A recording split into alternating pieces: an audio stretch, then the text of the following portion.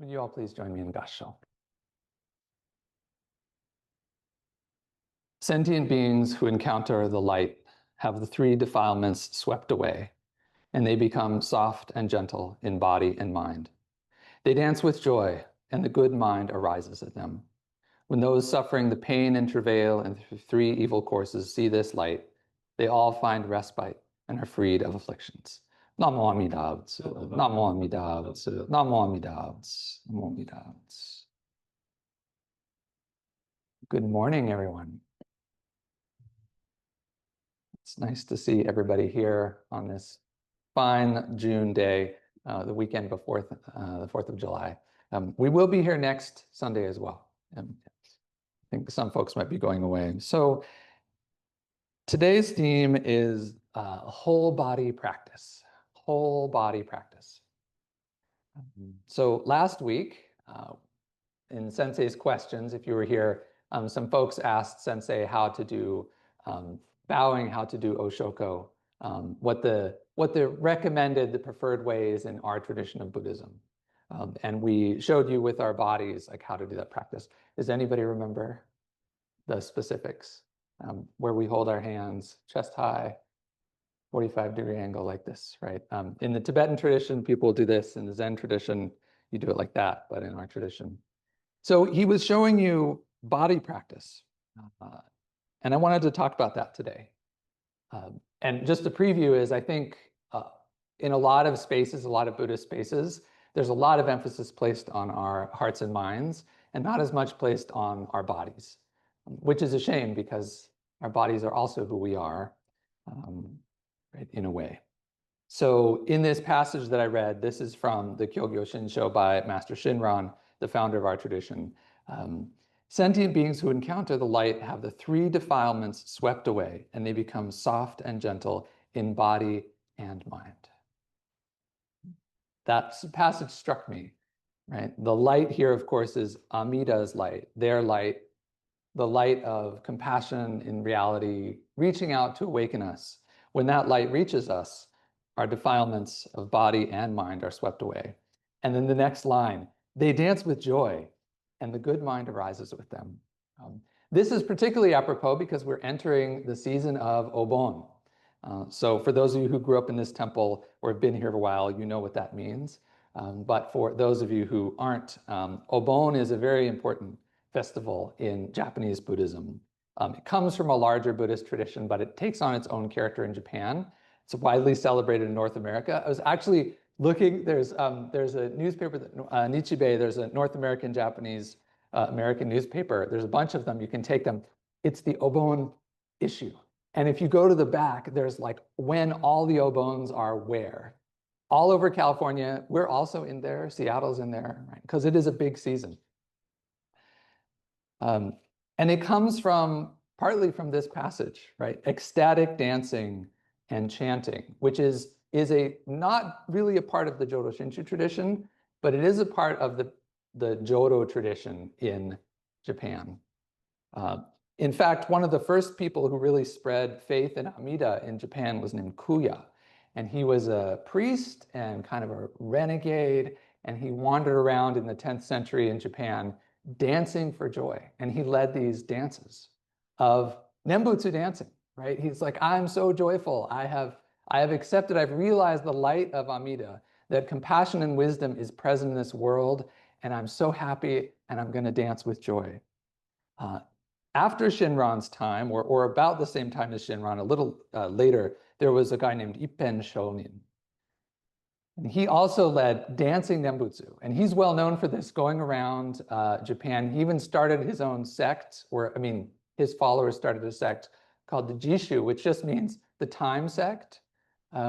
Really means kind of the appointment sect, because they would post appointments like, here, we're gonna all dance at this time, just show up. So it'd be like a meetup, right? Like we're gonna dance at this time. So they were like the appointment sect of Pure Land Buddhists. Now, as we approach Obon, we're gonna hear some messages from Sensei, and we'll hear about the Buddhist story of Lamgaliana, who was a Buddhist monk and a follower of the Buddha, who discovered his mother had been reborn into the hells, and he was very worried, and he wanted to save her. That's one of the origins of Obon. But the custom of dancing, there are many scholars who think the people who started the actual the practice of us getting up and dancing were nembutsu followers, were people who were affiliated with the Jodo Shinshu tradition. Because they said, I'm going to dance with joy because I know that there is light. I know that no one's going to hell. That's one of the big teachings of this tradition. Nobody's going to hell. Everyone is surrounded by the light. And so there was dancing. And we will dance. And I am usually posted up here in the Hondo during our Obon, but I'm really going to try to make an effort to dance this year. And come to the dance lessons. They're on July 15th and 17th in the social hall. That's Tuesday and Thursday later in July. You can come and learn some of the dances. And then on Obon, please dance. Dance with joy. So this has all got me thinking about bodies and Buddhist practice and where Buddhist practice happens, especially here in the Jodo Shinshu tradition where we're not a meditating tradition. So where does it happen? I want to say it happens, it's more than just in our heads.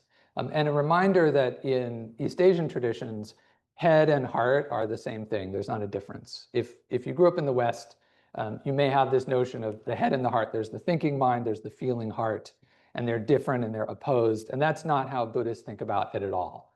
It's all part of the whole system. So heart, mind.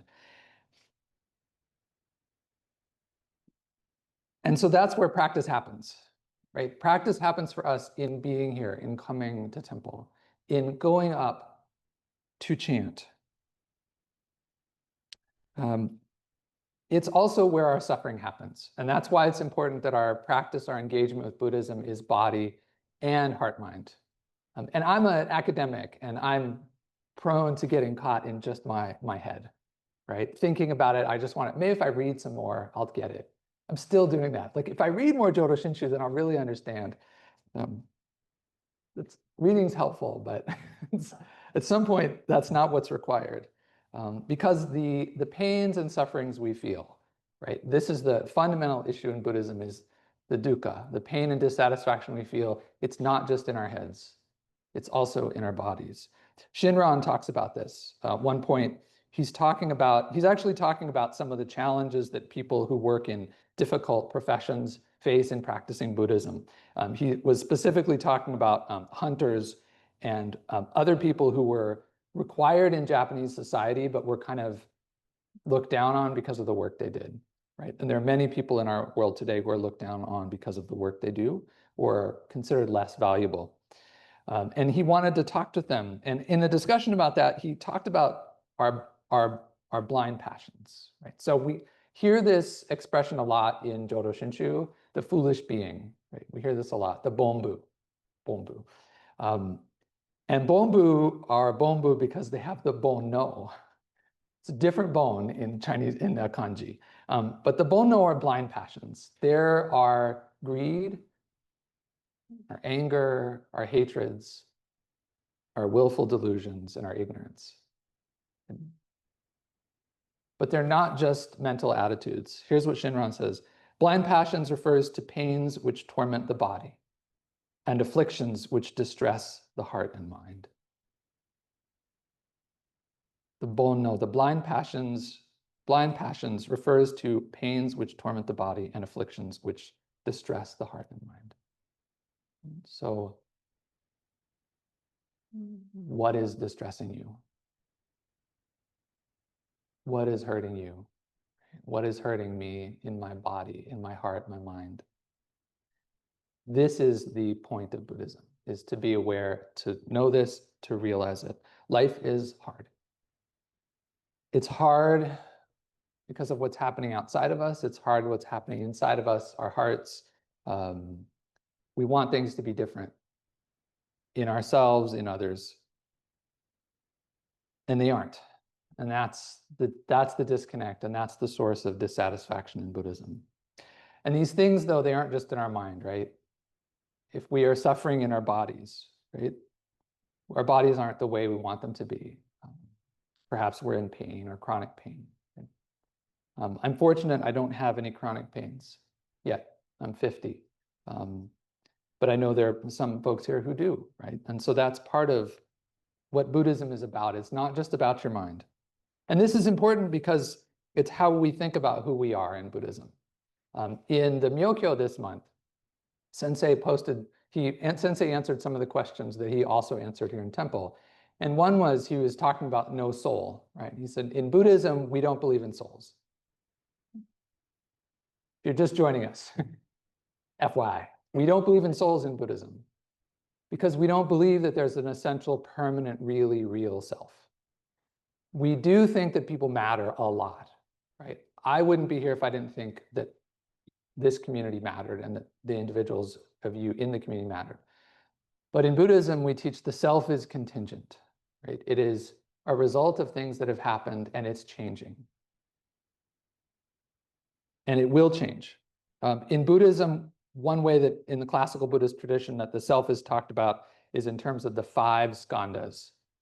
And skandha means like a pile or a heap of stuff. So it's not even kind of organized, right? It's just like, there's some 5 stuff that's been kind of piled up and that's who we are. That's our subjective experience, right? So this isn't for how you should think about other people. Oh, you don't care, you don't matter, you're not real. This is how we think about ourselves.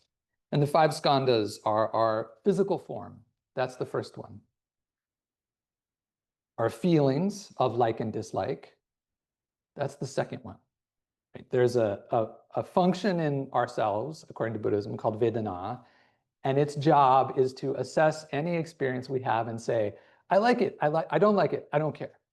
Right? That's it. That's the whole function of it. I like it, I don't like it, I don't care. In some of us, that's very strong. Actually, in all of us, it's strong, but applied for different things, right?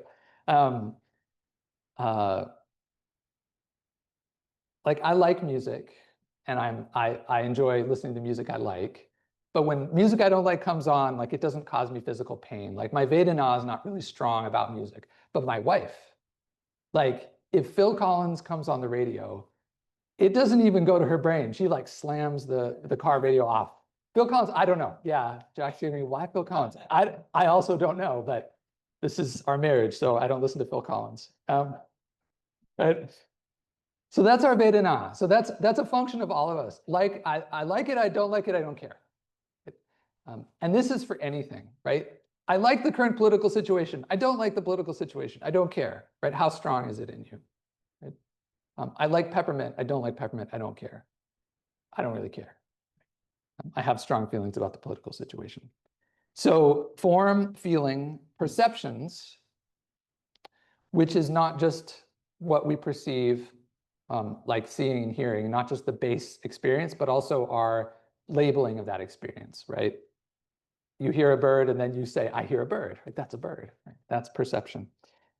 Impulses and drives, particularly ones that we don't like, just kind of overtake us.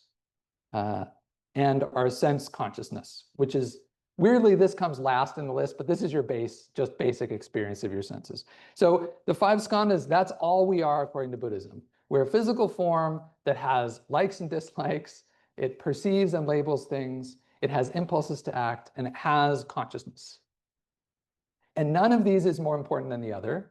The body is not less important than our mentation, than our feelings. Because we are all these things. Each one of us, we only exist as a combination of these things. Our experience in the world is an embodied experience. Right? And there's a lot of neuroscience that's really developing about this. We're kind of getting past it's just what you think. Like your physical body is actually shaping how you experience the whole world. And your experiences affect your physical body and so forth, right? It goes on and on and on. So we come here to temple on Sundays and we hear a message from somebody like me, right? Or sensei, right? And we're all sitting still, but we're still having an embodied experience, right? The pews can be a little uncomfortable. Anybody uncomfortable? Maybe it's just me. I'm very bony. So I get a little uncomfortable in the pews. The temperature is decent today. It's going to get hotter. So that's part of our experience as well. If anybody's hungry, right? These are all part of our experiences. And it's also what we do in practice, right? So there are many traditions in the world where movement is a key part of the tradition. In most meditating traditions, such as Vipassana or Zen, there's sitting meditation and there's also action meditation, like walking meditation. You're actually moving, partly because the human body can't and shouldn't just sit, right, for long periods. You need to get up and you move, get the blood going. So there's walking meditation. There's some traditions, people do full body prostrations, right? Bowing. In the Tibetan tradition, you lay your whole body down in reverence. Tai Chi is a tradition, right? Mindful movement. It's not Buddhist. It's not Buddhist, but it's not Buddhist.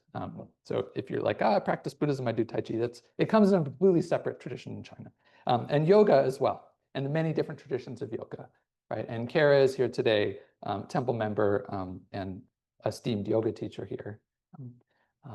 And this is something that the tradition, like even the BCA is starting to pay more attention to this. They've had a couple workshops over the last few years on yoga and Buddhism, trying to think about how can we relate body practices to this path of Jodo Shinshu.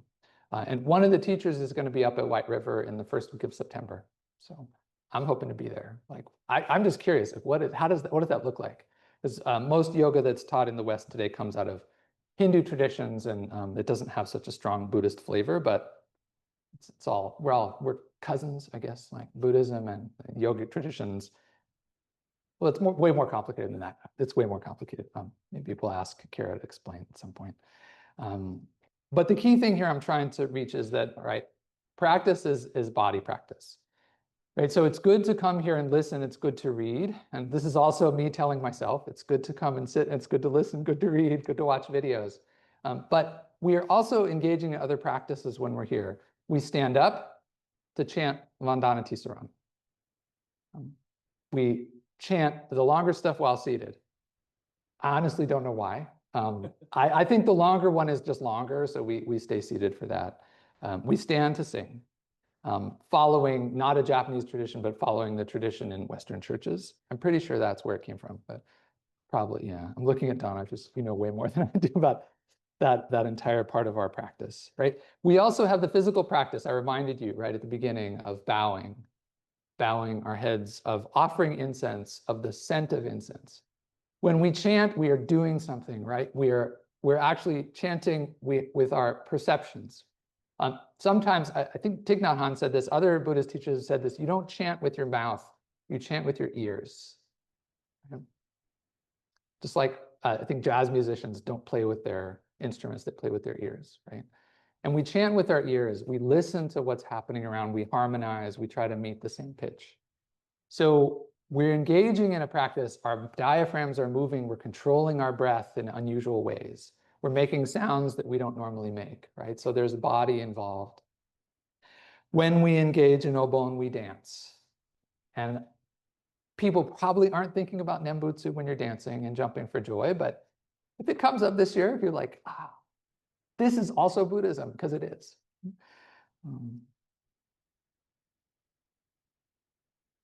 So I would just ask us all to remember that. Okay? In this practice of Jodo Shinshu, in this practice of Buddhism, it's not just sitting and listening, and it's not something that happens in your minds, because you are not minds. Right? According to Buddhism, we are the whole experience. Right? The bodies we happen to be in right now, the sensations that we're having, physical sensations, mental sensations, feelings, likes and dislikes, impulses, all that is us. And it's important to pay attention to all that. So if you don't have any kind of practice, if you exercise, if you do Tai Chi, if you do yoga, if you do painting, if you play an instrument where there's a lot of movement involved, I would invite you to reflect on that. How is that also part of a life of practice, a life of centering? In the Jodo Shinshu tradition, you could begin such a thing by just saying the nembutsu, right? Namo Amida, Namo Amida Butsu, and then getting to whatever it is. If it's paddleboarding, for instance, we're talking about paddleboarding, right? Is that Buddhist practice? Why not? Why not? I think I'll end there. Please join me in Gasho. Sentient beings who encounter this light have the three defilements swept away, and they become soft and gentle in body and mind. They dance with joy, and the good mind arises in them. When those suffering the pain and travail in the three evil courses see this light, they all find respite and are freed of afflictions. Namo Amida Butsu, Namo Amida Butsu, Namo Amida Butsu, Namo Amida Butsu. Thank you.